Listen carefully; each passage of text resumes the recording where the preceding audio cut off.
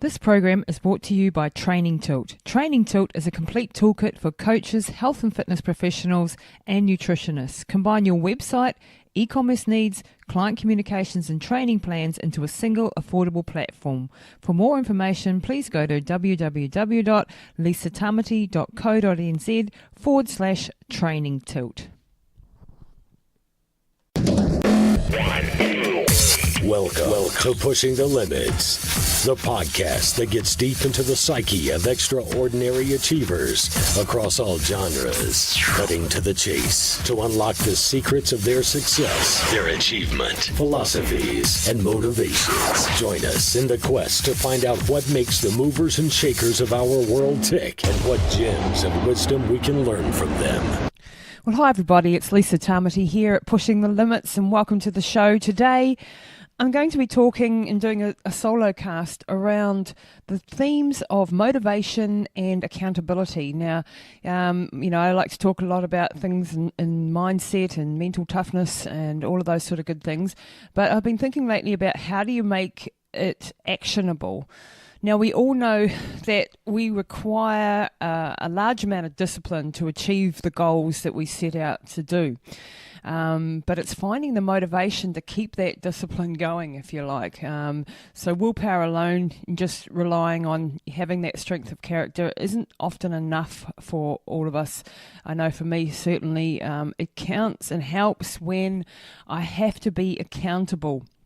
And accountability is really a great way of making yourself do something. Now, if you go back to your days at school and were you one of those people that had, when you had an assignment from the teacher and you had 2 weeks to do it and nothing got done until, a couple of hours before the deadline, perhaps, or a day before the deadline, and suddenly you knuckled down, you focused, and you got it done because there was a deadline, there was someone to be accountable to, and you had to achieve it. Now, this is one of the things that you can do in your life to make it work, because we're used to this sort of system. This is how we've developed as children, as young people, and if we can carry that on into adulthood, into our business goals, into our sporting goals, into our career goals, having accountability to someone, then that really helps us stay on track. But there are different sort of layers to this theme about accountability. Now, for a start, it's great to have a boss or a teacher or a mentor or a coach that you have to sort of check in with, and you have to sort of say, yeah, I've done the work, I've done the assignment, I've achieved the tasks that you set me out to do today, boss, and I've ticked the box. And there's nothing worse when you have to, front up and say, well, actually, I didn't get it done. So it's having finding someone who makes you accountable. And this shouldn't be someone like your best mate, because, they'll give you an excuse to get out of it. This should be someone that you respect and admire, that you look up to, and someone that will keep you on track. Now, the second layer of this sort of theme around accountability is also not just having a coach and a mentor, but also buddying up with someone, having a mate who's perhaps on the same journey as you are. So this might be perhaps if you've got someone who's doing the same sport and they're going for the same marathon goal, or someone who's on a similar journey to you. I know I've done this with my business. I've found and searched out other people who are in a similar industry, who are in a similar stage. Maybe they're 1 or 2 steps ahead of me, so that I can buddy up with them, and they can keep me accountable and I can keep them accountable. We can share information and we can share the journey, because when you see, your peers actually achieving and making something work, then it takes away your excuses for not making it work. If you're on the same level, or if you consider yourself actually to be slightly further ahead in the journey than they are, and you see them leapfrogging ahead, that's really good motivation for you to get sort of going. So it's having somebody that you can check in with on a regular basis, mate, that's someone who's a colleague that's in the same journey as you, comparing notes and helping each other. It's a bit like, the study group that you had when you were at school. And this also, you can extrapolate this out into having a team of people that where you all provide input to each other, support groups or networks or coffee meeting groups that you meet, every now and again to compare notes and to share your journey. And one of the great things that can come out of this buddy relationship or having a small team of people is the fact that it can get really competitive, and so-and-so's doing this and you haven't done it, and oh my gosh, that's it gives you that motivation to stay on track. And when you also see other people's successes who are on a similar journey to you, and they're succeeding, then it makes you think like, well, this is doable, this is achievable. If so-and-so can do it, so can I. So, having that coach or that mentor that's maybe, a few steps above you in relation to where you are on your progression ladder, and then having a buddy who's around about where you are, maybe a step or two ahead, and who you can provide value to, and they can provide you value. And then again, that team environment where you're having maybe 4 or 5 people that you can, meet up with every now and again and keep yourself accountable to those people. Now, one of the other things is being able to have, so once a week, having that person that you're accountable to, maybe that buddy or maybe your mentor, where you actually go over what is it the most important thing that you're going to achieve this week. I mean, and this you can do this also for quarterly or half yearly or yearly for your goals, and it's it's around setting goals, but it's finding the most important thing that you want to achieve this week. What is one thing on your to-do list that really stands out as being something that strategically is going to get you way ahead? And that one thing you need to be accountable to someone for tackling. And you might not get the whole project finished, but you want to be working towards that and being accountable for that. And when you find that deep work, I call it deep work, something that's really going to make a difference to your career, to your sporting goals, whatever it be, find that one thing that's really important. Okay, so we're not talking about the day-to-day to-do list and the chores and the emails that you got to get through and the sort of admin crap that you have to do. This is one project that and perhaps you've been putting it off because it scares you, or maybe it's daunting, or it's so huge.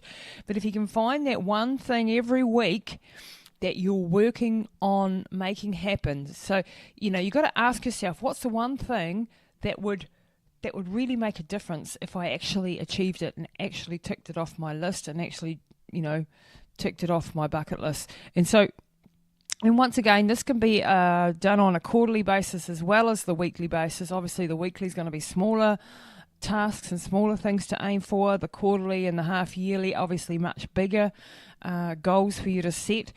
But it's getting to the most important things and not like setting aside time in that week or in that month to work solely on that product or that project, where you're not being distracted by the billion other things that happen to be on your to-do list.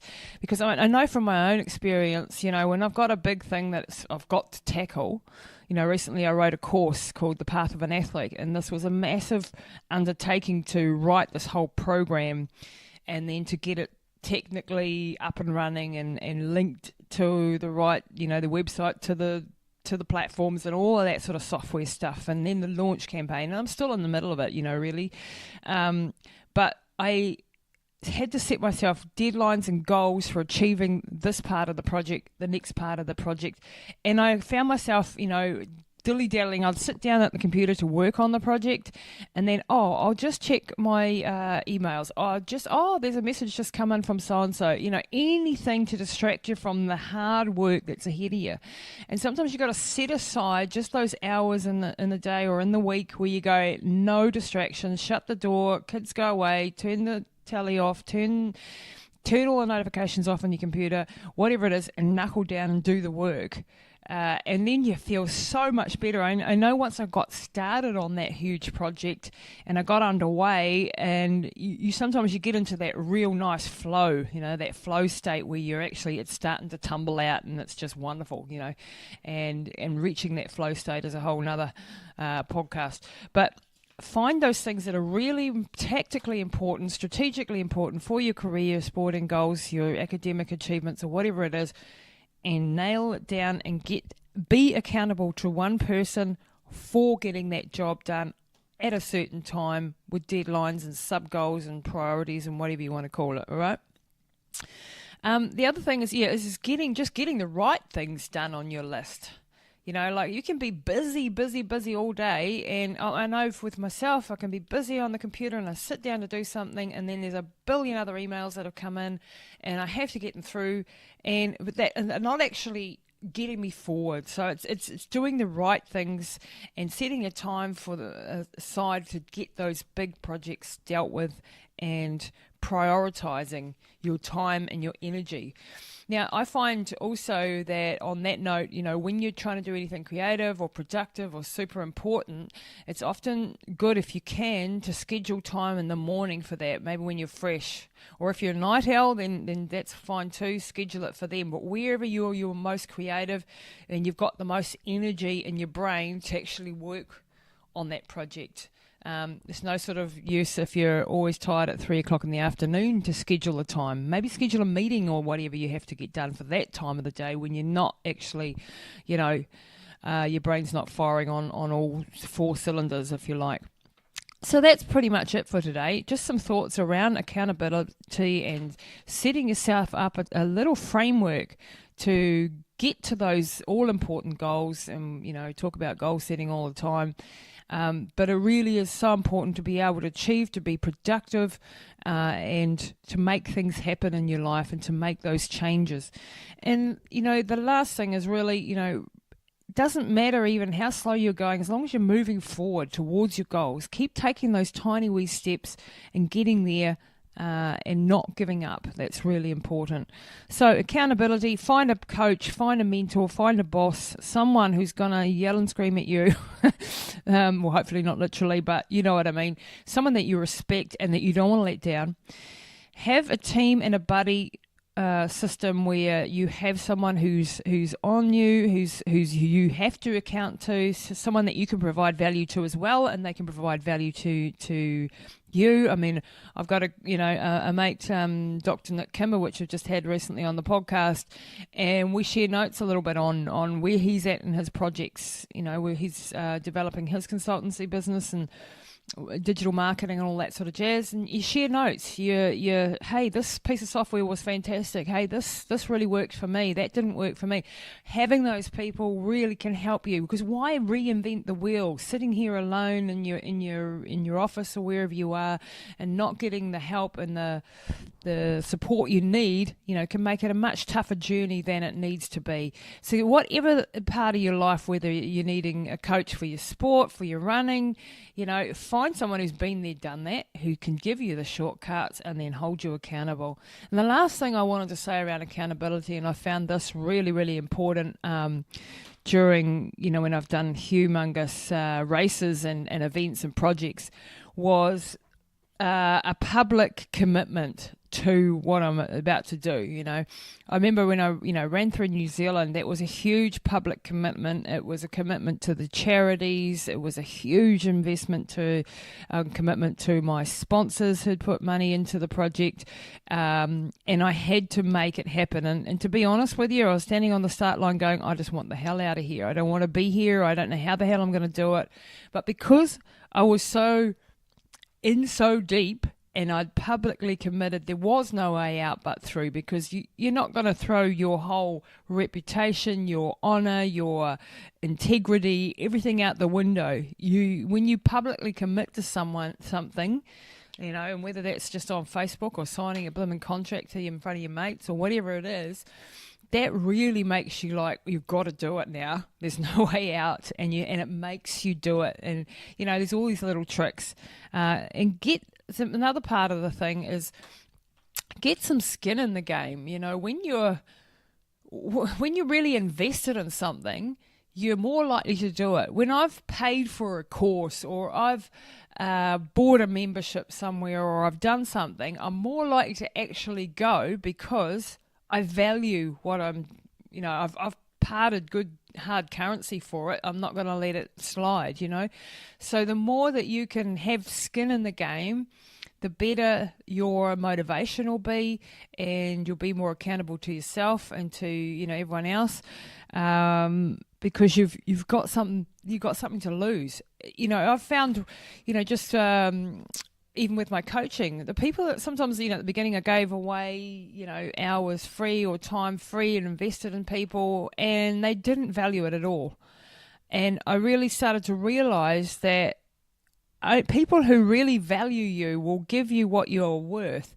And if you're not valuing yourself, and if you're not charging for what your skill set is, and they didn't have any skin in the game, in other words. It was easy for them just to take it or leave it, and they didn't find it that important. So, have some skin in the game. Make sure you put somebody on the line, or put something on the line, your time or your effort or your energy, to make something happen.